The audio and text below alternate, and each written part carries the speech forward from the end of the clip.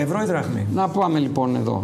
Να σκεφτόμαστε λίγο απλά, όπως είπα. Δηλαδή, τι έγινε το 2002, μας φώναξε το κράτος και μας είπε φέρτε τις δραχμές και θα σας δώσουμε ευρώ. Πήγαμε, δώσαμε τις δραχμές και γίνανε αντίστοιχα ευρώ και οι καταθέσεις και τα λεφτά που είχαμε στην τσέπη μας. Το κράτος πήρε λοιπόν τις δραχμές και σαν ένα νόμισμα που δεν θα ξαναχρησιμοποιείτο, τις έκαψε, το κατέστρεψε. Εντάξει.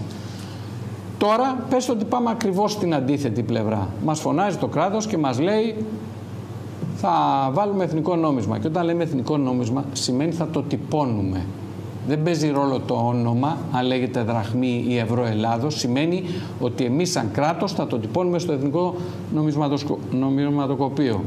Λοιπόν, μας φωνάζει λοιπόν το κράτος και λέει φέρτε τα ευρώ και θα πάρετε δραχμές. Πάμε λοιπόν τα μετρητά που είναι καμιά 50 δις από ό,τι μας λένε η Ένωση Ελληνικών Τραπεζών ότι κυκλοφορεί στη χώρα, 50 δις περίπου τα μετρητά που έχουμε στις τσέπες μας και στο σπίτι μας και άλλα 130 περίπου είναι οι καταθέσεις που υπάρχουν στις τράπεζες, έτσι λένε αυτοί. 130 και 50, σύνολο 180 περίπου είναι όλα τα λεφτά που υπάρχουν.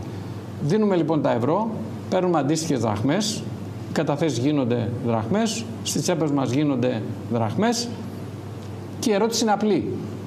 Τα 180 δις που θα πάρει το κράτος θα τα καταστρέψει όπως δραχμές ή αποτελούν πολύ απλά το συναλλαγματικό απόθεμα της χώρας? Αυτό που λένε ότι δεν έχουμε και γι' αυτό δεν μπορούμε να γυρίσουμε στη δραχμή. Έχουμε λοιπόν, προσέξτε τώρα, έχουμε λοιπόν 180 δις συναλλαγματικό απόθεμα. Η διαφορά μεταξύ εισαγωγών-εξαγωγών το χρόνο είναι περίπου μείον 20 δις.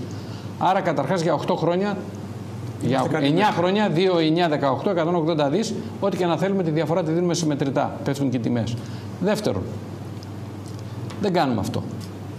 Το χρέος της χώρας αυτή τη στιγμή, από ό,τι μας λένε τα επίσημα στοιχεία, είναι περίπου 325 δισεκατομμύρια ευρώ. 325 δις.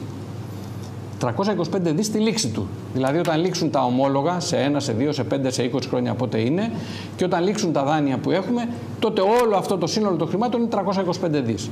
Άρα σήμερα, αν βρεθεί κάποιος με λεφτά και πει πόσο είναι το χρέος, θα είναι σύμφωνα περίπου με τους υπολογισμούς το μισό.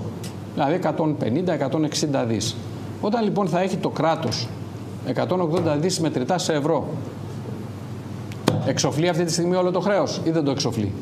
Θα είμαστε η μόνη χώρα στον κόσμο με την αλλαγή νομίσματος να αποκτήσει το κράτος 180 δις μετρητά, να εξοφλήσει όλο το χρέος και δεν θα υπάρχει άλλη χώρα στον πλανήτη που να έχει 0 εξωτερικό χρέος. Γιατί δεν το κάνουν οι κύριοι διαχειριστές της εξουσίας? Κύριε Θεοδωρίδη, αυτή